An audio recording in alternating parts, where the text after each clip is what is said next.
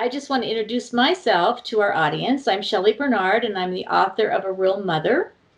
And one of the things I wanted to do in capturing some of what I wrote in the book and also what parents and mothers in general are interested in was do interviews. So thank you so much. Tonight, I have Samantha Moshiri, and she's a therapist from the Eating Disorder Clinic in California. And so, Samantha, it would probably be great if we could start off and you could just tell us about yourself. Yeah. So, like I said, thank you, Shelley, for putting this together and just making a space for people to come and gather information. It's so needed. I am a mom to two little kiddos myself. And as you mentioned, I am a licensed marriage and family therapist. I specialize in treating eating disorders, anxiety, mood disorders, as well as trauma. And I work for a group practice called the Eating Disorder Center. And it's actually founded out of and based out of Maryland, funny enough. But I'm, as you mentioned, in Southern California. And that's kind of the cool part about our group practice is that we have clinicians as well as registered dietitians and eating disorder recovery coaches all over the United States as well as internationally. And so we really have a lot of resources, especially in places where it's more difficult to find the resources. And we also provide teletherapy and telehealth, which is pretty cool. That is so great because there's so many people that can't find resources close to them. And this is becoming the way to go. I mean, a lot of people, given their time and all that kind of stuff, this is what they have to do. So I think it's wonderful. Yeah. Well, one of the things I wanted to, I guess, start out asking you about is what would you say to adolescents who have an eating disorder? Oh boy. So to an adolescent who might be currently in the trenches, struggling to, gain back their healthy self and struggling against the eating disorder, I think the first thing I'd say is to just hang in there, brave girl or even brave dude, because it oftentimes feels worse before it feels better. And what I mean by that is oftentimes when we are taking steps towards recovery, we're going against the eating disorder and it feels really bad. And it's in those moments where it can be really tempting to tell yourself that you're doing it wrong, that if it feels this hard, that you must be doing something wrong, and to give up. And that's what we see a lot is this trying and give up cycle. And so I'd say to hang in there, that recovery is hard, but so worth it. And because it is so hard, to let yourself reach out and get support. That asking for help doesn't mean you're weak. It doesn't mean that you aren't trying hard enough. It actually means that you're doing the bravest thing and letting people in and letting people support you. Yeah. That's one of the negatives in our society is that asking for help on anything, on any level, is looked at as being weak or negative. And I think it's so important for adults as well as adolescents and children to know that that's a good thing. Absolutely. So I totally agree with you. Have you, in the last number of years, seen an increase or a decrease in eating disorders, or has it remained about the same? Because there's so many different kinds of eating disorders. Yeah. Well, what I can say is that social media has helped in some ways and has harmed in some ways. And what I mean by that is there's more awareness. So there's hopefully more screening and more even self-awareness. I oftentimes will get a lot of clients now who are referred by themselves, which is not something that I saw even 5 years ago. It was oftentimes, someone was referred from their medical doctor. And now I'll have clients come in and say, I read this post on Instagram or on Facebook, and it sounded like a lot like what I'm going through. So that's the positives of social media messages. Now, conversely, we now live in a society where it's often driven by social media, and there can be messages out there that are harmful. And so in that way, I think there is more pressure on this thin ideal that drives eating disorders in unfortunately, the diet industry. Uh-huh. The diet industry. Give me an example of what you sort of see, if you can, often on social media that is a negative. So unfortunately, there's a lot of accounts out there that are called like thinspo, that are targeted at at people who are in a place of fear, of what it would be like to be in a bigger body, and fear of not being good enough. And so these people really target that fear and have messages on how to diet. And anytime we're in a place of diet, we're no longer honoring and respecting our bodies. Our bodies, right. Yeah, I haven't been on Facebook that long, a couple years, and I kind of refer to it as a little bit of a false reality, because nobody's going to post the worst photos of themselves. And I just recently found out you can do all these things and make yourself look different than you do. So when you see somebody walking down the street, it's like, whoa, that's not the reality of what you really see. Exactly, Shelley. In the past, we had it where, supermodels were being photoshopped, and that was harmful in of Absolutely. Right? Yeah. But unfortunately now, Joe Schmo or your classmate has access to these filters and Photoshops. And so we're perpetually on a daily basis being bombarded by these thin ideals in these photos. Right. Rather than just respected for who we are and the way we look and being confident. And certainly I'm much, much older than you are, but as you get older, that is a plus to getting older, because you kind of let that go. It's like, I'm over it.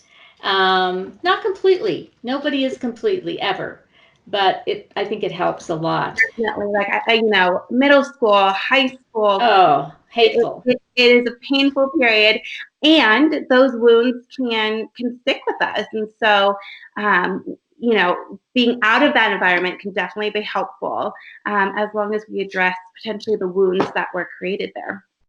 Now, I heard you say dudes. So, males, adolescent males, what percentage, or maybe you can't give a percentage, but do you see a lot of adolescent males who have eating disorders? Yes, I want to say I myself treat adolescent males. So do my colleagues in our group practice. Unfortunately, it still is at a significant, unproportionate a number to males, because there's still stigma in our society around it, and so there's not not as much conversations, and adolescent males aren't as open to talking about it, but also even in our medical field, it's not. Interesting. Is there sort of an average age that you see eating disorders begin? I wouldn't say that there's an average age. It can, eating disorders can really afflict any age, in any sex, and any body type. Okay. So even children in grade school, perhaps? Most definitely. The body image is coming into perspective, and they're listening to their little peer group and that sort of thing. Definitely. And it's exacerbated. It could be exacerbated by potential messages. And this is absolutely not to place any blame, but could be exacerbated by messages that maybe they're picking up in their household. Sure. Well, we've all picked up stuff in our household, that's for sure. Do you find that eating disorders, I think I read this a number of years ago. I have a family member with an eating disorder, so I'm quite aware of what's involved in it. And this is sort of off topic for a minute, but I was so unaware after going to some group meetings with this person that when they walk into a room or an event where there's food, that's all they're focused on. Yeah. And which is so difficult to understand when you're not there, but it really helped me understand it. It's just like somebody who has anxiety and or depression, whatever they're dealing with, that's what their focus is on. And so that really helped me in understanding how painful it must be to have to go to Thanksgiving dinner and Christmas dinner, and because our whole society is around food. Yeah. So all social gatherings and that sort of thing. Um, is there any correlation? Yeah, I was reading about this somewhere a while back. Any correlation about with eating disorders and substance abuse? Are they linked at all? So there's definitely huge comorbidity between eating disorders and several mental health issues. And so, you mentioned specifically substance abuse, and Mm-hmm. definitely a high comorbidity.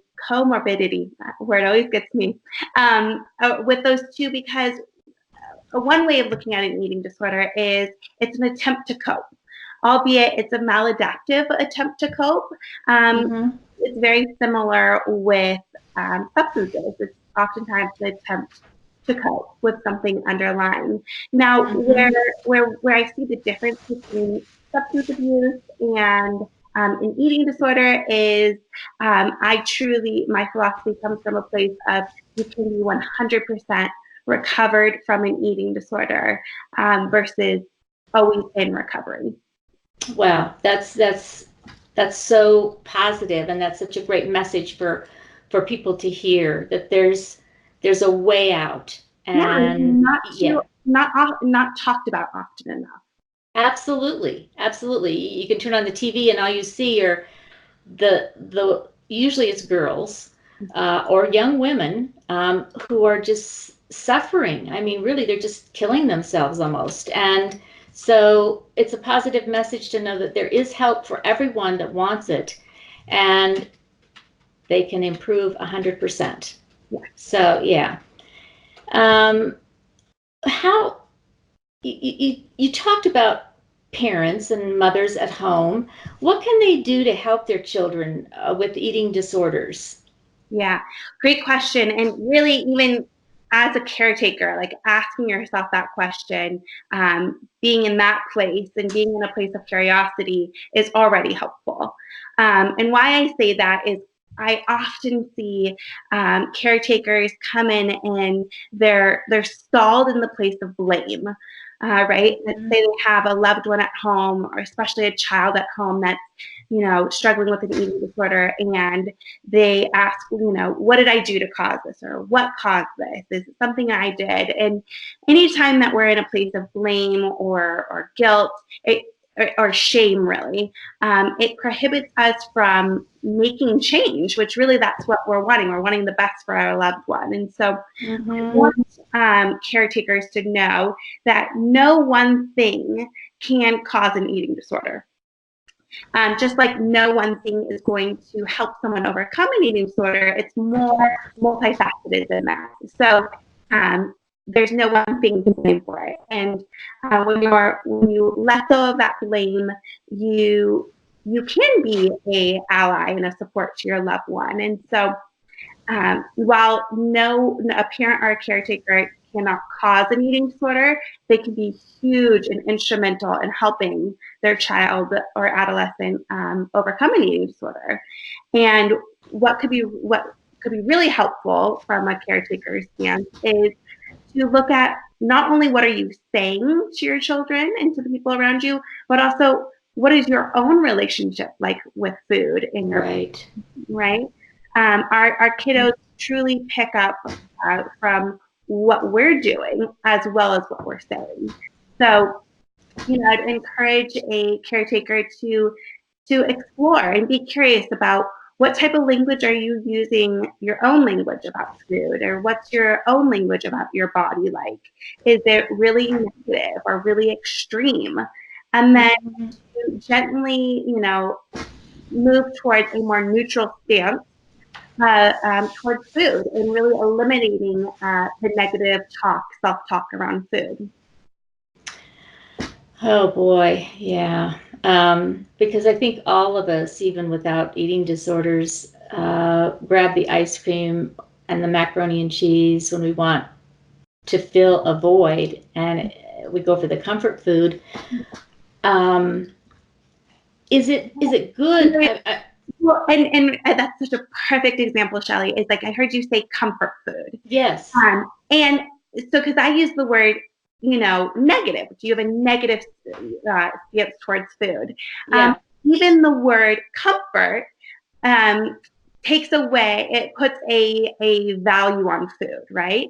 So Right. Right. the mac and cheese is no longer just mac and cheese. This is now comfort. And so Right. yeah, you're really trying to take away any labels around food, and just letting food be food again.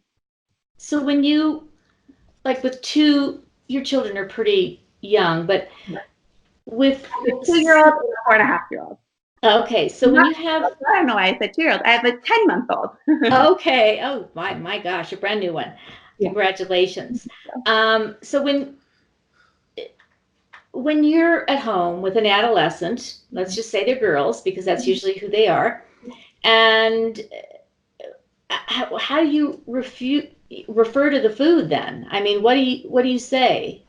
Yeah, this is such a great question because I have my parents, so my kiddos' grandparents, and Yeah, they definitely use different verbiage than I do, coming from right. having been recovered from an eating disorder myself, as well as my professional experience.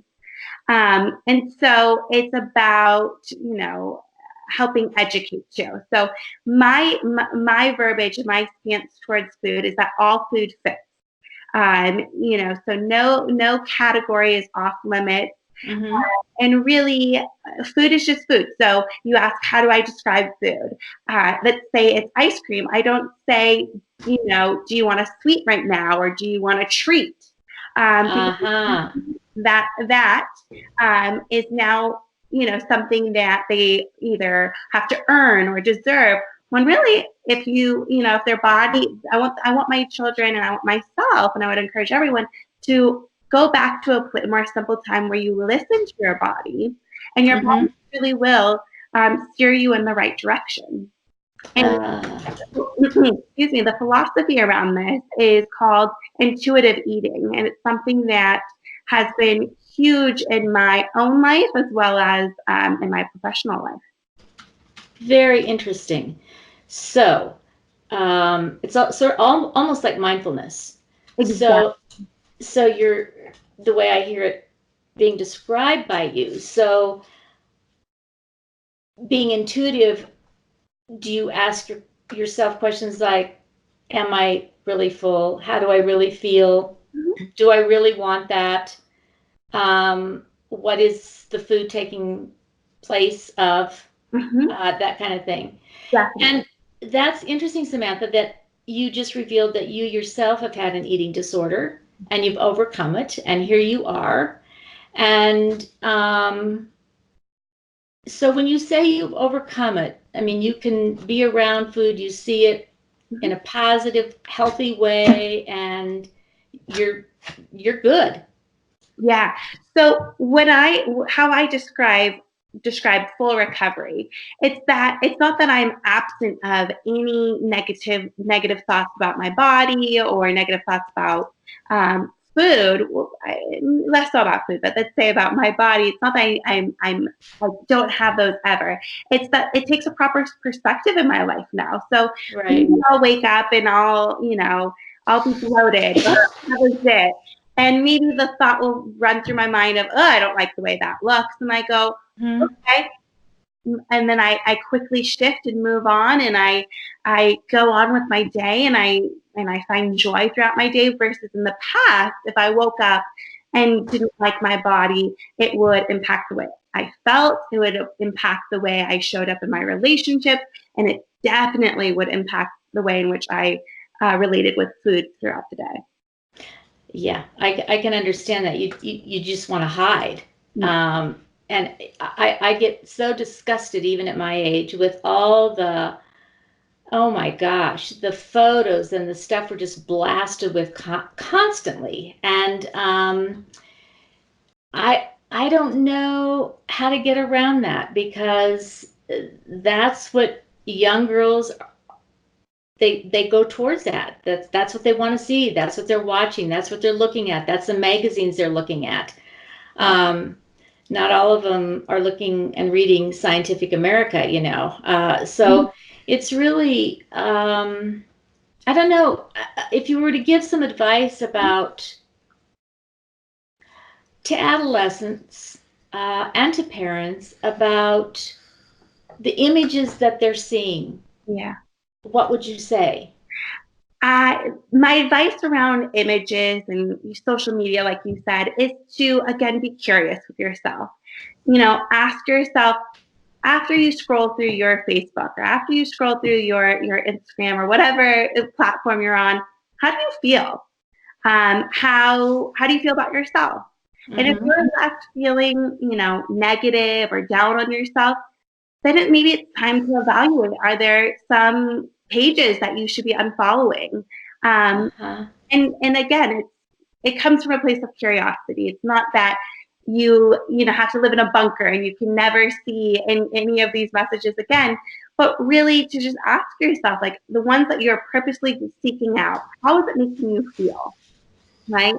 And then also, there's a really cool movement right now called Health at Every Size. And so, if you're a mom, a dad, a caretaker, or even an adolescent or a teenager, and you are noticing that you're, feeling, down on yourself or struggling with poor body image or distorted eating, I would encourage you to look at and look up the movement of Health at Every Size. Health at every site, Every size. every size, health at every size. Okay. And to seek out social media platforms that are helping spread these messages, the positive body image messages, the health at every size messages, the intuitive eating. And actually, the group practice that I am a part of has a really awesome Instagram and Facebook page called the Eating Disorder Center. And if you look them up every day without fail, they have messages and memes, as they call them now, that really promote, um, you know, self-worth and moving Uh, away from these thin ideals. that's wonderful. And that's really uh, a go-to for a lot of people that are struggling right now or aren't struggling and just need to be on top of it and be aware. And it also opens a door for, in our society, we're so bad about eating disorders, anxiety, depression, any kind of mental illness. It's like we all have something. Everybody has something, but nobody wants to really talk about it, and it's still not acceptable, and Yeah, that bothers me a lot. yeah. And That's as kind of what, I was saying at the beginning, that in our, just like we're doing this right now, which is so awesome, that there is yeah, good out there. absolutely. Yeah, that this is hopefully, um, letting go of some of that stigma and encouraging people to reach out and to know that there's resources out there. It's not all negative messaging, and that it's not weak to say that you want support or need support. Absolutely, absolutely. And women are so much, probably not, I don't know, with your generation as much as mine, but the caretakers, and we sort of, the moms just kind of step aside and everybody else comes first. And really, they need to be, nobody's completely healthy mentally or physically. There's always something, but be as healthy as they can be, so they can be better for the people that they are with and take care of. Absolutely. Yes. So if you're a caretaker for an adolescent who is, struggling with any mental health issues, um, Right. I would say my biggest advice is to take care of yourself, because you taking care of yourself is the best model for your kiddo of how they can put themselves first and take care of themselves as Yeah, well. that's very good advice. And I was just thinking, um, as I've gotten older, And I don't know if you even think about this or care about this as an adolescent. I can barely remember. But when you love someone, I mean, when you really love another human being, you don't really care about their body. And if they're overweight or if they're underweight, or I mean, I think about that with men, oh my God, they've lost their hair, so what? And so They want to them to be healthy. yeah, exactly, Nicholas. You want them to be healthy, you want them to be caring, you want them to be loving, you want them to support you and say, I love you the way you are, because that's a very real thing, and everybody deserves that. Yeah. So you were asking earlier, how can a parent help, kind of shield or move our adolescents away from these messages around being, totally driven about our appearance. And it's what you're saying, Shelley, is to talk to your loved ones about, what you love about their soul. I know it sounds cheesy. exactly. I call it the essence, their essence. Perfect. Yep. Yes. Yeah. And that's such an important thing. If people want to get in touch with you, how would they reach you? Great question. So, like I mentioned, we have Instagram and Facebook, which is just a great place to start with looking at resources. We also have a website, theeatingdisordercenter.com. So definitely you can check us out there. Eatingcenterdisorder.com. Okay. Yeah, the eatingdisordercenter.com. Yeah. All right. And we have some great blogs on there. And if you want to shoot us an email, if you're interested in working with myself or one of our clinicians or registered dietitians, our email address is info@theeatingdisordercenter.com. And sorry, that's my doggy in the background. That's okay. I have one too. He's not barking yet.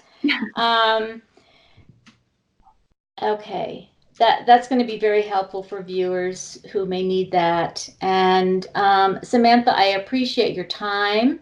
You're a lovely person, and obviously having gone through this yourself, know a great deal about it. And I applaud you for helping others through all these issues, because there is a way through it.